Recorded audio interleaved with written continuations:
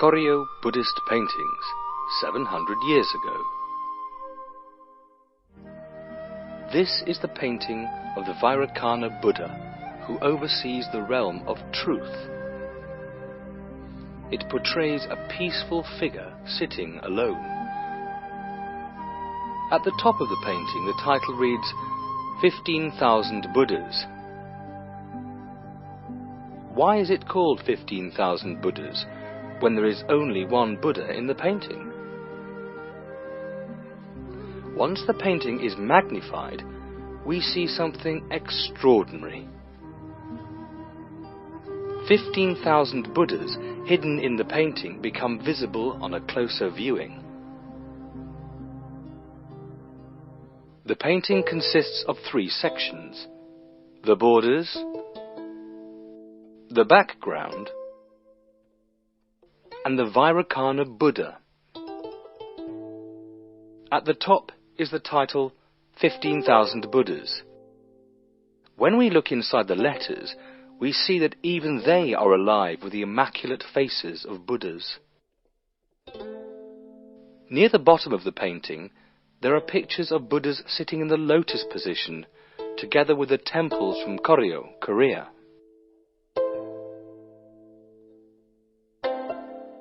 The multitude of figures are gathered within the temple buildings, and again there is not an empty space to be seen. Upon magnification, we see that the cross-shaped design is also in fact made up of the word Buddha. In the background of the painting, the small faces are arranged in perfect lines, like the pixels of a TV screen. What is the significance behind such extraordinary detail? When Vairocana Buddha attains enlightenment, he exudes a radiance that fills the entire universe. By filling every space with Buddhas, the artist sought to illustrate the moment that Buddha's radiance inhabits every corner of the universe, transforming it with magnificence and holiness. The 15,000 Buddhas, all individually drawn and painted in gold, together make up an incredible miniature universe. It is a unique treasure in world art, and we can see why it is said to be a work of infinite labor. This is the water moon Kwanum, the most popular subject for Koryo Buddhist paintings.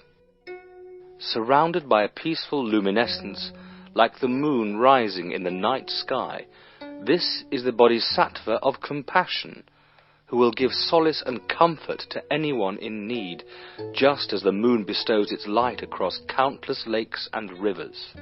The colors are exuberant and yet subtle, and the portrayal of the Bodhisattva's veil is breathtaking. After 500 to 600 years, we would expect the adhesive or the paints in a painting to have deteriorated noticeably. But this water moon Kwanum is full of life even after 7 centuries.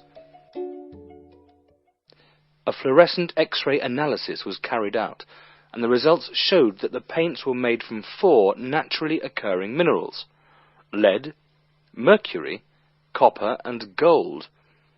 Artificial or vegetable-based paints lose their colour over time, but such mineral-based paints last much longer, and this explains the longevity of Koryo paintings. Professor Tae Tsung Lee, who has spent over 20 years reproducing artworks from this era, undertook the task of creating a modern reproduction of the water moon Kwanum. He explains that most of the painting, including the colours of the background, was actually on the reverse of the canvas. These are the colours painted on the back of the canvas. Incredibly, paintings from Koryo were drawn using only 5 basic colours, but with this unique technique of utilizing the back of the canvas, they could flawlessly create the full range of magnificent colours. When we turn the painting around, it is easy to see its effect. The primary colours on the back of the canvas look very different when viewed from the front. This way, the same colour can be used to create subtle differences depending on which side of canvas it is painted. What's most important is creating a natural colour of the skin. Our analysis revealed that 2 paints were used for this purpose. One was gold and the other was flake white. The skin colour was achieved by painting white on the back and gold on the front.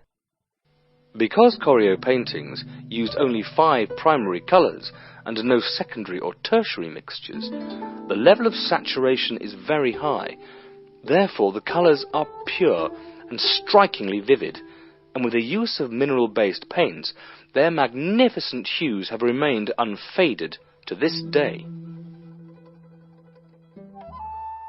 Buddhist paintings were popular not only in Korea, but also in other Buddhist countries throughout the world.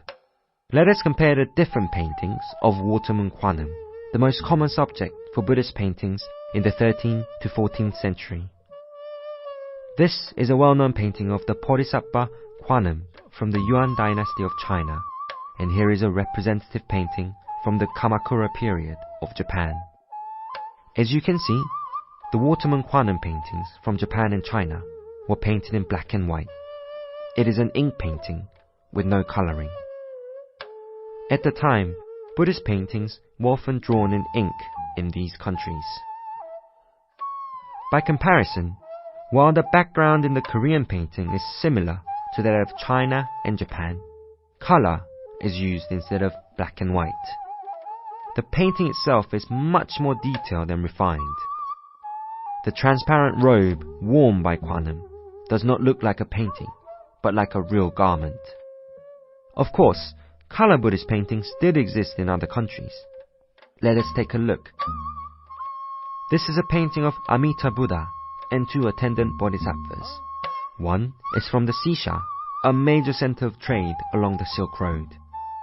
The other is from the Song dynasty, often referred to as the Renaissance period of China. Many works of art were produced in the Sisha and the Song dynasty, but these paintings were markedly different from those of Koryo. If you look at the painting of Amita Buddha from Koryo, the details of the facial expression, posture, and the design of the clothing and ornaments are truly exceptional, even without considering the magnificent colours. When we compare the Buddhist paintings from around the world, we can see why the paintings of Korea are regarded as true masterpieces. There are about 160 Koryo Buddhist paintings in the world today. Around 17 are in Europe and North America, and 13 are in Korea. The remaining 130 or so are in Japan. It is not clear why so many have found their way to Japan, but a large number appear to have been taken by Japanese pirates in the closing years of the Koryo dynasty, and also in the major invasion by Toyotomi Hideyoshi of Japan in 1592. This Watermoon Kwanum is kept in the Museum of Saga in Japan. Standing 4.2 meters tall, it is the largest Koryo Buddhist painting in the world. Remarkably, this painting was drawn on a single roll of canvas. Nowhere in the painting do we see evidence of smaller silk pieces being sewn together. With large paintings in Japan or China, smaller portions were always sewn together to create a larger canvas. However, most Koryo paintings are made with a single roll of silk, however large the painting is. It's still a mystery today how they could have made such a large and seamless canvas. The painting is seen as a rare achievement in both artistic and scientific terms. In Japan, it is considered the greatest painting that has ever been bestowed by heaven. This really is an amazing painting. It's not just the size. However long the line is, it never varies in thickness. Each line is drawn with great elegance, and the curves flow across the canvas like water. The Kwanum wears a very thin veil. Such advanced transparency technique is unique to Korea and cannot be found in China or Japan. On a closer look, we see countless thin white lines. Though barely visible, each has been drawn individually. Where the veils overlap, a different technique is used. First, a solid white line is drawn, and then thick opaque lines are drawn underneath. These lines become thinner and lighter towards the bottom, and the veil looks as if it is gently moving in the wind. There are numerous decorations of the golden phoenix on the veil. The detail and finesse allow us a glimpse of just how refined their appreciation of the art must have been. Behind the transparent veil, you can see the body and the hand. The realistic depiction of transparency and expressing something behind it with such grace and elegance is a most remarkable aspect of Koryo paintings. On the Bodhisattva's forehead is a wisdom eye, 2.5 centimeters in diameter. It looks simple at first, but on magnification, it is filled with delicate golden lines that are just 0.2 millimeters in thickness. The lines make a perfect symmetrical spiral. The eyes are delicately shaded, as if eyeshadow had been applied, and on a closer look we see that, astonishingly, every eyelash and even the smallest facial hair has been drawn. On its head, the Bodhisattva wears an ornament which carries a small figure of Buddha. As we approach the tiny figure, we see that even the golden patterns on his clothing are depicted with the utmost elegance. There are various designs on the robes, which all seem to follow a uniform pattern, but in fact each exudes a striking individuality. This arrangement of hexagons represents water particles. Water crystals in their purest and most delicate form are hexagonal in shape. Lotus flowers and vines drift above. This beautiful decoration is remarkable not only for its scientific understanding of molecular structure in the 14th century, but also for its symbolic significance. In Korea, water represents a source of life, and the lotus flower the compassion of Buddha. It symbolizes how every living being is within the embrace of Buddha and his compassion. This is the Jion Temple in Kyoto, Japan. It is an 800-year-old historic temple, and it contains another Koryo painting that is regarded as divine creation by the Japanese. Initially, it appears to be a depiction of beautiful scenery, but a closer inspection reveals the image of arhats. The size of each arhat is only about 1.5 centimeter in length, the size of a thumbnail. Each arhat has a different demeanor. No two expressions are alike, and they are all very vivid. The creases and delicate patterns in their garments, and the wrinkles in their faces, the level of detail is incredible. Even the minutest details are expressed with great care, and you can see why these paintings are known as divine works of art. Only the painters of Korea could reproduce such richness in painting.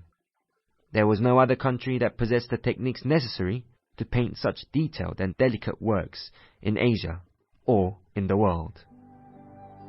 Imbued with a deep reverence for Buddha, we find within these paintings from Korea a delicate and detailed micro-universe and a mastery of artistic expression which stands alone in world art.